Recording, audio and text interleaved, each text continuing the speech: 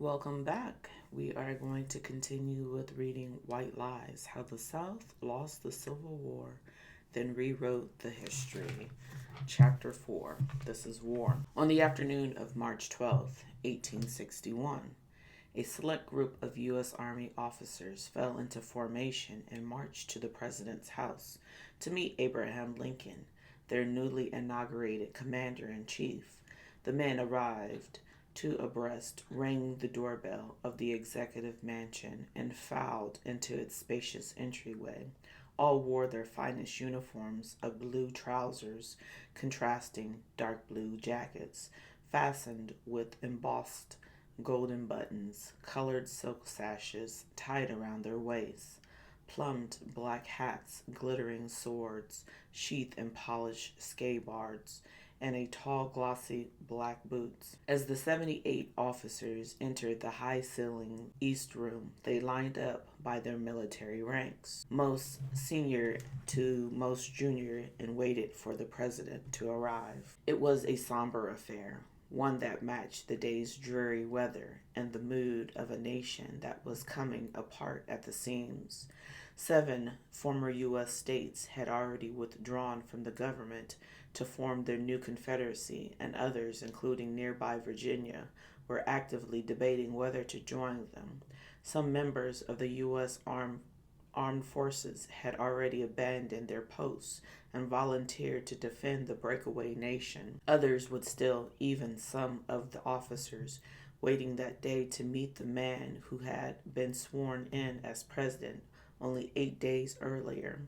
All knew the U.S. military had been understaffed, and underfunded for decades. It would be challenging for the government to prepare for its defense when its leadership depended upon a small corps of officers, many of whom had grown too old to lead troops into battle. When Lincoln arrived, he began to greet the men one by one.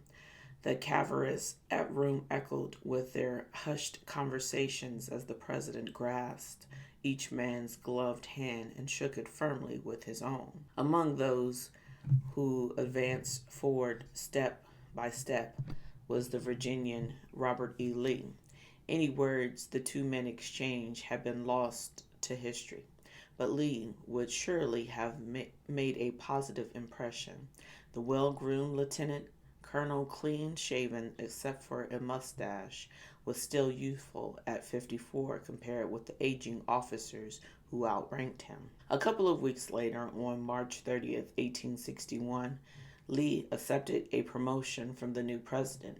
After serving his country dutifully for 32 years, Lee had finally advanced to the rank of full colonel and been placed at the head of a prestigious cavalry regiment. This promotion fulfilled personal ambition that had been decades in the making, but events were moving at such a pace in the spring of 1861 that Lee barely had time to enjoy his success before he faced a monstrous decision. On April 18th, 6 days after the Confederate attack on Fort Sumter, Lee was offered an even bigger assignment.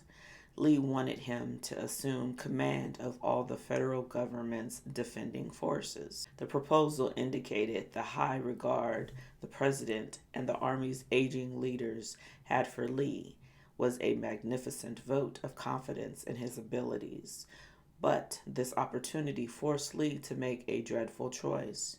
Although Lee didn't know yet that the delegates in Richmond had voted for Virginia's secession the day before, he recognized the secession was increasingly likely. If Lee were to remain loyal to the United States, he faced the prospect of leading federal troops into battle against his former fellow citizens from Virginia, perhaps even fighting on its familiar ground. Lee had hoped to avoid choosing between the country he defended and the state he called home. But by 1861, that goal seemed increasingly fanciful.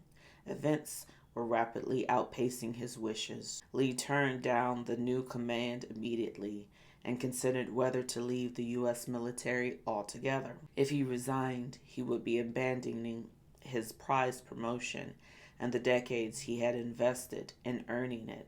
But if he remained loyal to the United States, he would be turning his back on the slavery-based society of white supremacy that anchored his sense of place in the world. He would also be cut off from the countless relatives, lifelong friends, and family properties. The final possibility had more than sentimental significance. It was a matter of dollars and cents. If Lee sided with Lincoln and Virginia joined the Confederacy and all his family's Southern holdings, would it be at risk? Lee's family, including his wife and 7 teenage and adult children, would have to relocate. Confederates would almost certainly confiscate everything they left behind: his family's land, their various homes, personal possessions, the funds that remained in local banks, and the enslaved workers he continued to manage on behalf of the cultist estate. Most of these assets were intended for his children and grandchildren, and now the family might lose them all. After 2 days of wrestling with his decision, Lee resigned entirely from the U.S. military on April 20th. Gone was the potential to serve at the head of the federal troops on the brink of war. Gone was a lifetime of U.S. military tradition and loyalty. Gone was the new colonelcy. Lee would say before and after the war that he could not imagine fighting against his home state of Virginia, and this was likely true. But it was also true that he weighed the value of his family and their assets over the value of his loyalty to the U.S. military and the Constitution that guided this country. Then, rather than sit out the conflict as the neutral bystander, which some Southern members of the U.S. military chose to do, Lee did something radical. He changed sides. Before his U.S. Army resignation had been accepted, Lee agreed to assume command of the forces being assembled for the defense of the state of Virginia. Lee became a Confederate. In 2020, historian Ty Sedgwill, a retired West Point professor and U.S. Army Brigadier General, evaluated Lee's decision in the book Robert E. Lee and Me. Sedgwill based his study on the choices made by other soldiers connected to the nation's military academy at West Point. He noted that the allegiance of the academy's student was deeply influenced by where they came from. During the 1860-61 school year, 86 of the school's cadets were from the South. 3/4 of them returned home and took up arms for the Confederacy rather than serve in the U.S. military. Students from other states almost invariably remained loyal to the United States. The Academy's graduates behaved differently. Those who wore uniforms in service of the United States and its Constitution before the war usually continued to do so. Only a fifth of them left their U.S. military posts and changed sides. The rest remained loyal to the United States or sat out the fight. Sedgwill also studied the Academy's graduates based on their military ranks. By May 1861, 15 graduates from so-called slave states had attained the rank of colonel. 8 of them were from Virginia, like Lee, but Lee was the only one of the 8 Virginians who sided with the Confederacy. Of the 7 colonels from other Southern states, just 2 made the same decision and joined the Confederate military. That means 12 colonels remained loyal to the United States. Lee was one of the 3 who didn't. Sedgwill is among the historians today who characterized Lee's decision to side with the Confederacy as an act of treason. Lee and all the other officers and soldiers who deserted their posts broke the oath of loyalty that they had sworn to the U.S. government. Disagreement with policy is no excuse to take up arms against the government. Sedgwill wrote in Robert E. Lee and Me, "The military doesn't practice democracy. The military enforces democracy." Members of Congress reacted with horror at the defection of Lee and others who had been trained at federal expense to serve in the nation's defense. A fierce debate erupted over how to hold West Point to account. Some lawmakers favored closing the academy entirely, but ultimately they decided to preserve it. Instead, they crafted a new loyalty oath that was administered beginning in 1861 to all students at West Point and is still followed today. They also developed an oath of allegiance for every person in public service of the federal government, including the military. It required people to not only promise loyalty in the future, but also swear that they had never been disloyal in the past. Anyone found to have sworn falsely would be guilty of perjury and banned forever from holding federal public office. Congress hoped the oath would be so airtight, so ironclad, in fact, that it became known as the Ironclad Test Oath. Part of this oath endures to this day. Every member of the U.S. Armed Forces, all members of Congress, federal judges, and all other government employees, from National Park Rangers to federal office workers to the U.S. Vice President, pledge their highest allegiance to the Constitution. The President swears a different oath as specified in the U.S. Constitution.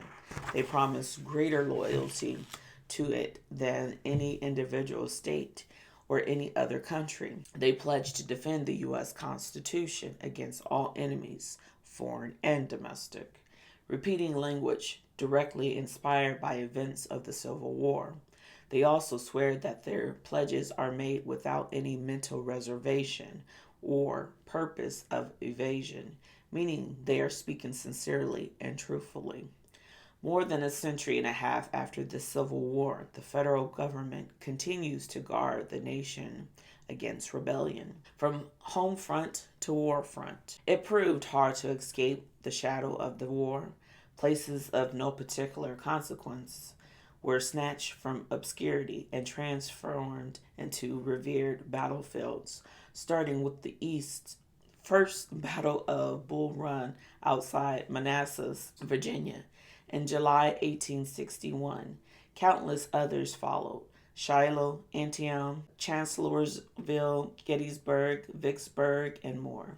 Each spot made heroes out of some, battle-tested warriors out of others, and corpse out of the rest. Family members were left to imagine the scenes that consumed their nation's attentions and their loved ones. Depending on each outcome, wives and mothers who had stepped up to temporarily shoulder additional responsibilities on the home front might find themselves filling the roles permanently. Word encroached on the Shenandoah Valley hamlet of Lexington, Virginia, just as it did throughout the South. Former Unionist James D. Davidson rallied behind the Confederacy. Too old to fight, he organized a force of locals to defend Rockridge County. He also coordinated regular shipments of supplies from the valley to the state's troops, everything from loaves of bread to horseshoes, from whiskey to cotton bandages. Residents of the town who took up arms for the Confederacy included all 5 of Davidson's sons. Only 2 would survive the war. College students joined professors who stepped away from their classes to don the gray uniforms of the Confederacy. Almost immediately, former Virginia Military Institute professor Thomas J. Jackson earned his enduring nickname of Stonewall by standing his ground under the fire at Bull Run. 2 years later, Jackson was dead, having been fatally wounded by startled Confederate infantrymen one evening near Chancellorsville. He was survived by Anna Jackson, his second wife, and the 6-month-old daughter, Julia. It was hard to escape the shadow of the war. Not all soldiers fought willingly. Too few men volunteered in 1861 to fill the Confederacy's ranks. So in 1862, its government began drafting or requiring white men of certain ages to serve. The U.S. government did the same the next year to reinforce its own armed forces. Some men were excused from service by qualifying for certain exemptions. U.S. citizens could pay a fee or hire someone else to take their place, for example. Confederates who owned 20 or more slaves were allowed to skip combat, as were college students. Some men lacking those options went into hiding rather than serve. Others put on uniforms but later deserted their posts, with tens of thousands of Confederates abandoning the field of battle. As many as 100,000 Southern white men turned their backs on the Confederacy entirely. The Unionists left the South to fight wearing the dark blue uniform of a U.S. soldier instead of a Confederate gray. Others changed sides after being captured or deserting their Confederate posts. Wars are often forecast to be brief, but such predictions rarely prove true. That was definitely the case with the Civil War. U.S. and Confederate soldiers and sailors fought for 4 years from 1861 to 1865, North against South, brother against brother, friend turned foe. Men who previously had trained together as U.S. soldiers and had battled toward shared American victories now faced off on opposing sides and died at one another's hands. Because the war was largely fought on Southern soil, it destroyed much of the region's infrastructure. Those vital facilities and services that were essential for combat, such as railroads to move supplies and warehouses to store them. It also devastated the dwellings and livelihoods of the people who happened to be in its path. The Civil War didn't just sever friendships, it created lasting divisions within families. Robert E. Lee may have chosen to fight for the South, but his nephew, Lewis Marshall, did not. He used his U.S. military training to oppose his uncle.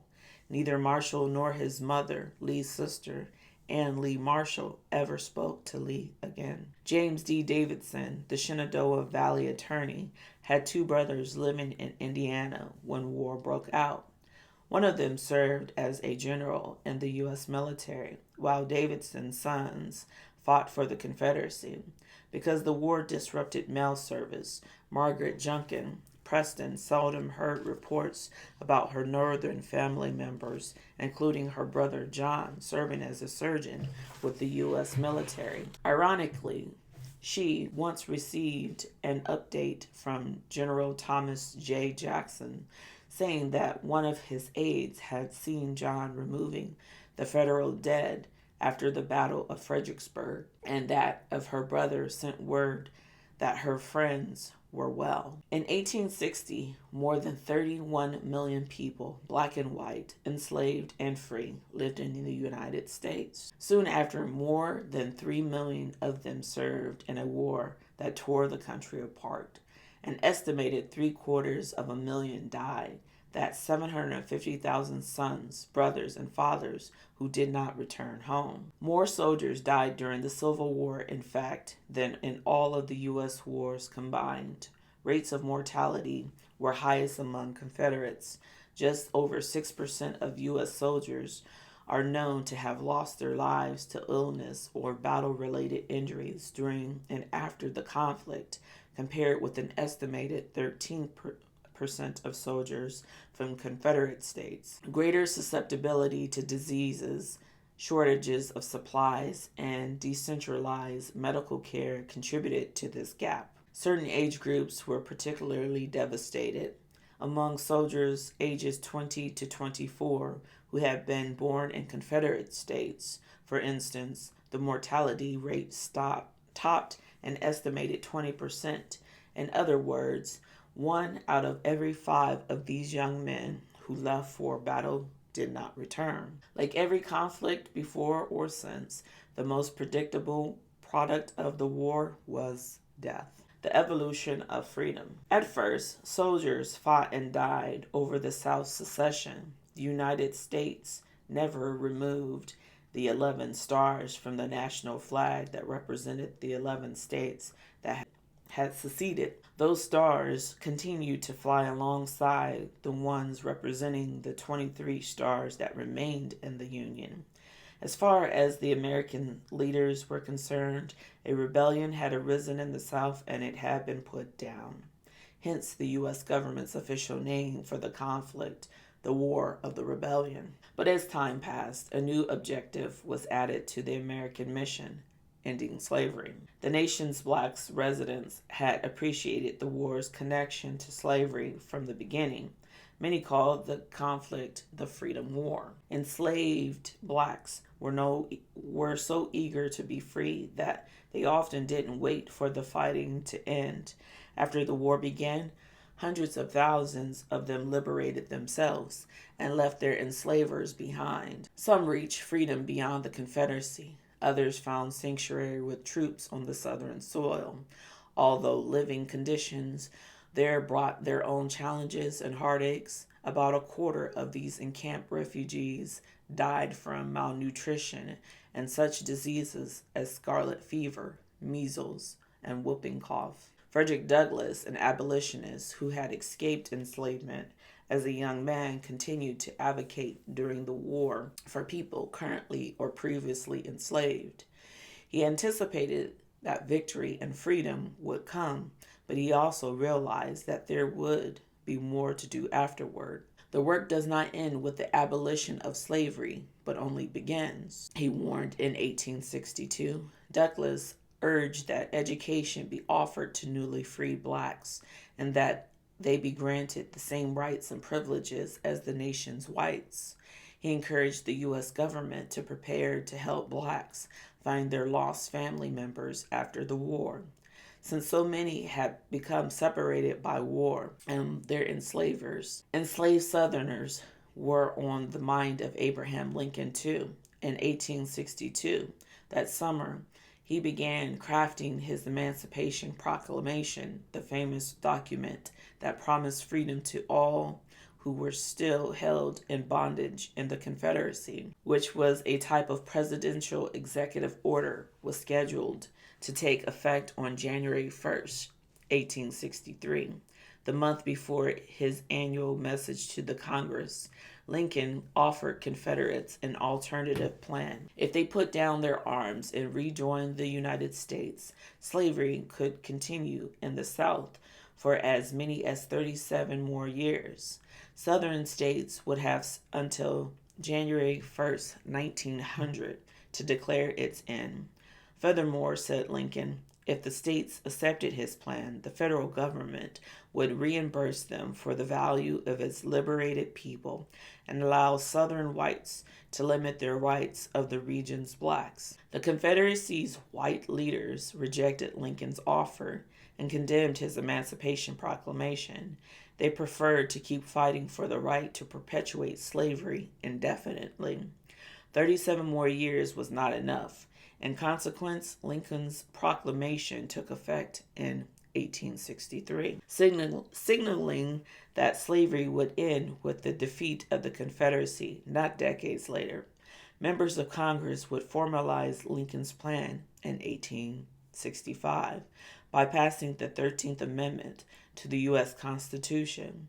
After this amendment was approved by the states, which happened the same year, the practice of slavery was ended everywhere in the country, not just in the South. The timing of Lincoln's 1863 proclamation consequently aligned with the final moments of the 5-year clock that Robert E. Lee had been running down since the death of his father-in-law in 1857. Virginia's courts had denied Lee an extension, and thus, on the last day of 1862, Robert E. Lee signed the papers that finally freed the enslaved people tied to the Custis estate. With the two actions of Lee and Lincoln, the people whom Custis had enslaved were doubly free. In the end, Lee's 5-year gamble with the enslaved workers had failed to pay off. Even after hiring out many of these workers, he was forced to sell some Cuttis's land to help clear the estate's debts. He then used his own money to satisfy the remaining obligations of his father-in-law's will. However disappointed Lee may have been by this outcome, he was truly alarmed by Lincoln's change of policy. Even though Confederates ignored the U.S. President's proclamation, which meant that the region's enslaved people remained in bondage, Lee worried about the consequences of a related decision to allow blacks to join the U.S. military. Already the Confederacy was falling behind when it came to troops strength. The gap seemed certain to widen. On January 10th, 1863, Lee sent a letter to the Confederacy's Secretary of War to convey his alarm over Lincoln and the savage and brutal policy he had proclaimed, which leaves us no alternative but success or degradation worse than death. In other words, if the Confederates lost, white Southerners would be forced, as Lee saw it, to endure the degradation or humiliation of having to live as equals alongside blacks. Lee wrote, "If we would save the honor of our families from pollution, our social system from destruction, let every effort be made, every means be employed to fill and maintain the ranks of our armies until God in his mercy shall bless us with the establishments of our independence." Between 1862 and 1864, the Confederacy expanded the age rank for its military draft until it spanned from 17 to 45. Federal conscription would grow to include men ages 20 to 45. Blacks did not play combat roles in the South, but they carried out such tasks as cooking and grave digging. Most labored without choice or compensation as enslaved workers who were forced to support the troops fighting for their continued bondage. In addition, many Confederate officers, including Stonewall Jackson and Robert E. Lee, relied on enslaved people to act as their personal camp servants during the war. The U.S. government took a different approach. In 1863, black men were invited to join the fight against the Confederates. Organized as the United States Colored Troops, they served in segregated regiments commanded by white officers. Previously, blacks had played supporting roles at the U.S. military camps and aboard ships. The new policy allowed them to become soldiers and sailors. By the end of the war, some 200,000 black men had taken up arms against the South. Many had escaped enslavement and had made their way to U.S.-controlled territory expressly to do so. Others were already living freely in the North and joined the fight. Nearly 10% of U.S. soldiers were black. They filled the ranks of 166 regiments, with 54th from Massachusetts being the most famous. This regiment, which included two of Frederick Douglass's sons, was later memorialized in the Academy Award-winning film Glory. Battling to the finish. The rebellion entered into its third year in the spring of 1864. By then, President Lincoln had appointed Lieutenant General Ulysses S. Grant to take command of all U.S. armies.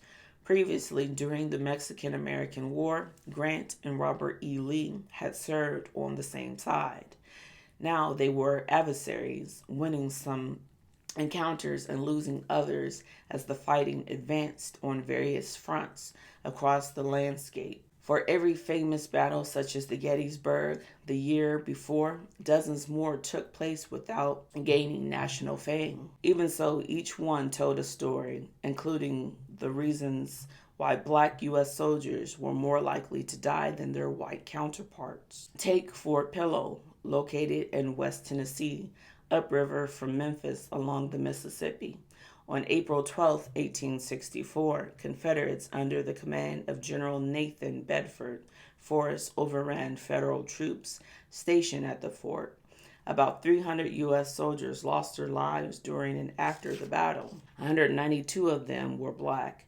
Many were shot at close range while trying to surrender. Their deaths have since been characterized as a massacre, in other words, a large-scale murder. Confederates justified the killings as suitable punishments for black men who they presume had fled enslavement in order to turn on the South, although 63% of the fort's black soldiers were killed. In comparison, only 30 to 35% of the fort's white soldiers perished. Similar slaughters took place after other battles, including later that same month at Plymouth on the coast of North Carolina, where anywhere from dozens to hundreds of blacks were murdered while surrendering or soon afterward. Other battles and other stories followed.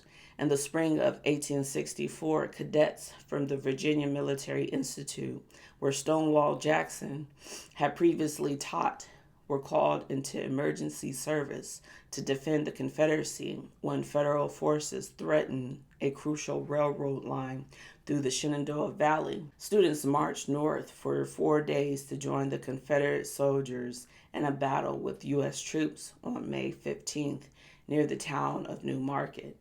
Confederates won the engagement, but 10 teenage cadets were among the participants who died. VMI's contribution to the victory and the deaths of these students became a revered element of the school's history. The next month, federal forces under the direction of U.S. Major General David Hunter advanced on Lexington to retaliate against VMI for its participation in the battle. Confederate Colonel John T.L. Preston, a longtime professor there and the husband of Margaret Junkin Preston, helped evacuate the Institute's cadets to avoid an outright confrontation with the Hunter's troops. His wife remained in Lexington with their children and had to cope with the U.S. soldiers who, on one hand, raided the family's food supplies and on the other, marveled at her ties to the late but famed Stonewall Jackson. Before leaving town, Hunter ordered soldiers to set fire to several VMI structures, including its barracks where the cadets lived. After Hunter returned, that John Lecter, Virginia's former governor and a resident of the town, had urged his fellow citizens to arise and slay the foul Yankee invader. He ordered his troops to set fire to Lecter's house too. The Confederacy responded to the attack on Lexington by sending a general named Jubal Early to pursue Hunter and his troops as they headed north. Early's men got the better of Hunter initially, but subsequently the South's soldiers were overrun. Thus, key territory in the Shenandoah Valley fell under the control of the U.S. military. Such an outcome was a potential catastrophe for Robert E. Lee, whose army depended on people like James D. Davidson to gather the valley supplies and send them to the Confederate troops. Residents felt the squeeze too, after U.S. Lieutenant General Grant ordered stockpiles of food to be destroyed throughout the area. Locals blamed Early for exposing their homelands to federal wrath, and even the general's soldiers questioned his leadership. Lee, bowing to the pressure from both groups, eventually punished Early by removing him from his leadership command. In November 1864, a U.S. general named William Tecumseh Sherman earned lasting notice by leading 60,000 U.S. soldiers on a 285-mile trek across Georgia that came to be known as the March to the Sea. These maneuvers were later celebrated in a song called Marching Through Georgia, a tune that was disliked in the South with a passion that matched its popularity in the North. Sherman's forces cut a 60-mile wide destructive path as they progressed from Atlanta to the coastal city of Savannah. Along the way, they destroyed the South's infrastructure of war, particularly its rail lines and supplies. Southern whites, who largely had been isolated from the battle zone, suddenly found their properties lying in Sherman's path. Some 10,000 of Georgia's enslaved blacks recognized an opportunity and escaped enslavement by joining the passing troops. Hundreds of them traveled with a detachment commanded by Brigadier General Jefferson C. Davis, no relation to the Confederate president. This Davis had his own share of racial prejudice and failed to recognize the humanity of the accompanying refugees. He considered these men, women, and children to be a burden that slowed his progress, and he did not hesitate to put them in danger after Confederate Lieutenant General Joe Riller's cavalry began to pursue the group. When Davis reached Ebenezer Creek, about 20 miles from Savannah, he found its bridge missing and its waters too challenging to cross. His soldiers constructed a temporary bridge that allowed the group to proceed, but Davis prioritized passage for his own men, moving the party of wartime refugees to the side with the thought of leaving them behind. After his troops were safely across, he ordered the makeshift span removed so it could not be used by the Confederates. His actions deliberately trapped hundreds of blacks between mediating waters and the pursuing Southern soldiers. Many subsequently perished while trying to wade or swim across the creek. Others were shot by Confederates during their attempted escape or were captured and later killed and re-enslaved.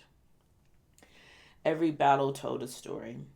In June 1864, soon after Lieutenant General Grant assumed command of the U.S. forces, he mounted a siege of Robert E. Lee soldiers at Petersburg, Virginia, and the nearby Confederate capital city of Richmond.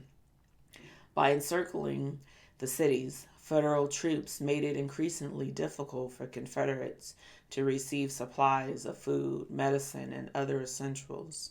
That fall, as Sherman's marched across Georgia, Grant's stranglehold on Richmond intensified. By the next spring, it was clear that the Confederacy faced almost certain defeat. The South's military wasn't just running low on supplies, it also lacked reinforcements, new soldiers to take the places of the dead. In desperation, Lee and others recommended that enslaved men be armed to fight for the Confederacy. This proposal astounded Southern whites who had grown up convinced of black inferiority. Confederate Major General Howell Cobb warned the Confederacy's Secretary of War, "The day you make soldiers of them is the beginning of the end of the Revolution. If slaves will make good soldiers, our whole theory of slavery is wrong." But other Confederates, including Secretary of State Judah P. Benjamin, argued it was better for the rebel nation to yield what we believed to be the best system on earth under protest and take the next best system which could be obtained, namely the survival of the Confederacy and domination of blacks through white rule. A month later, on March 13, 1865, the Confederate Congress authorized the addition of 300,000 enslaved men to its army. As this news spread through black communities, plans secretly unfolded for how to respond. Enslaved Virginians agreed that the newly armed troops should turn like uncaged tigers upon the rebels' hordes and aim for the men in gray, a black newspaper reported. Such a strategy, enslaved leaders concluded, would disastrously defeat the army of Lee, if not accomplish its entire annihilation. In the end, no such measures were required. Before a single black soldier could be placed into the Confederate ranks, Robert E. Lee was confronted by the South's imminent defeat. In early April, after resisting Grant's siege, Petersburg, and Richmond for more than 9 months, Lee, in desperation, gave up his defense of the cities and fled overnight with his surviving troops. Jefferson Davis and other government officials likewise abandoned their capital city, while Lee tried to regroup his men. Davis shifted the Confederacy's leadership to its third location, Danville, Virginia. The next day, April 4th, 1865, Abraham Lincoln walked into the former Confederate capital. He arrived by boat on the James River and could see the evidence of the fires and explosions that had been set by the Confederates as they fled. A dozen soldiers, armed with rifles and bayonets, guarded the president as he began to climb the hilly streets that led to the city center 2 miles away. Later, a troop of Federal cavalrymen joined them to serve as further escort.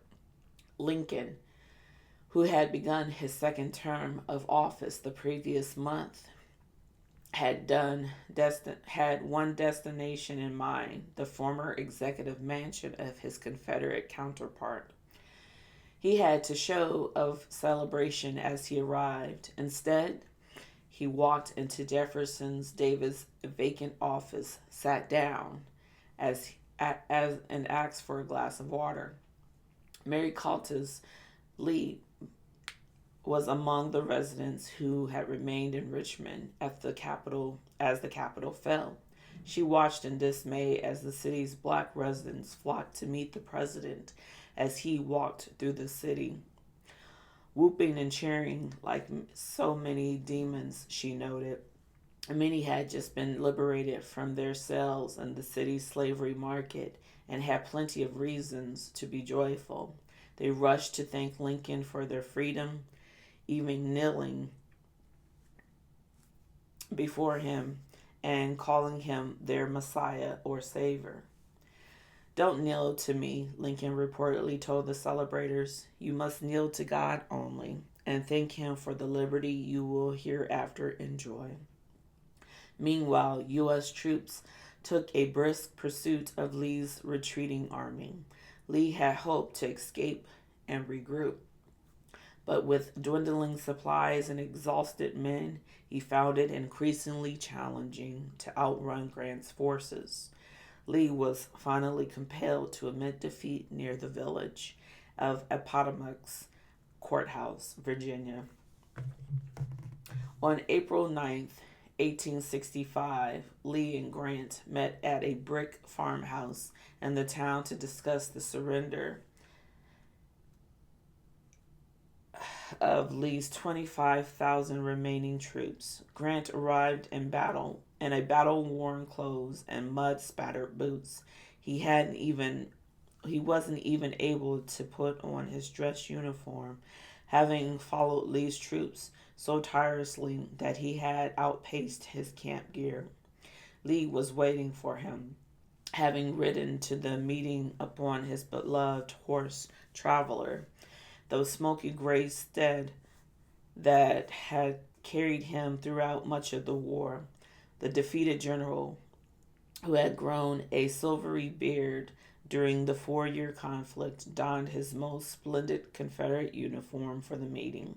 He told aides he wanted to look his best because he expected to be arrested.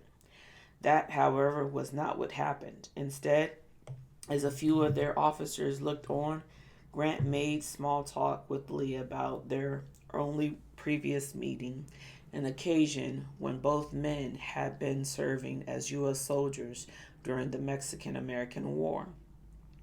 Then, at Lee's request, they both turned their attention to the day's business. Grant outlined terms of surrender that followed advice he received days earlier from Abraham Lincoln: be generous in victory. Lee and his men would not be imprisoned or tried for treason. Grant informed the Confederate general. Instead, they would be parlayed, and as long as they did not turn against the United States again, they they could resume their lives. Confederate officers could keep their sidearms, the horses they had brought to battle, and other personal possessions. Lee was surprised and pleased by Grant's lenient terms and accepted them immediately. He asked if other soldiers could likewise keep their horses and mules, and Grant agreed. Lee then admitted that his defeated soldiers were starving and asked for help feeding them. Grant immediately ordered federal supplies to be shared with his former foes. Within days, U.S. officers had collected paperwork from Lee's soldiers accepting the terms of their paroles. After the men surrendered their Confederate arms and the regimental banner and flags that they followed into battle, they were free to go. Then, war weary and defeated, they began to return to whatever remained of their home. U.S. soldiers refrained from cheering as Lee's men departed. Instead, in a show of respect, they stood at attention as the former soldiers passed. Other Confederate generals surrendered their troops similarly in the days and weeks that followed. The war was over, and the Confederates had lost. News of Lee's surrender traveled beyond the battlefield by messenger, letter, telegraph, newspapers, and word of mouth. Margaret Junkin Preston was stunned when reports reached Lexington, Virginia, the next day, as her daughters of a Unionist and the wife of a Confederate. She wondered what the point had been for all the fighting. Why these ruined homes, these broken family circles, the scenes of terror that must scathe the brain of those who witnessed them till their dying day? Why is our dear Willie in the uncoffined grave? Why poor Frank to go through life with one arm? Is it the wholly and forever in vain? She asked. For the rest of their lives, many Confederates would wage a new war, one fought with the words and deeds and lies, in their attempt to outrun that charge. Line number 5. Confederate soldiers were not rebels. The United States and the Confederacy use various names to describe their conflict between 1861 and 1865, including the U.S. government labeled of the War of the Rebellion. One term used in the Confederacy was the War for Southern Independence. This phrase echoed language associated with the American Revolutionary War, which also called the American War of Independence, by labeling their fight as one of independence.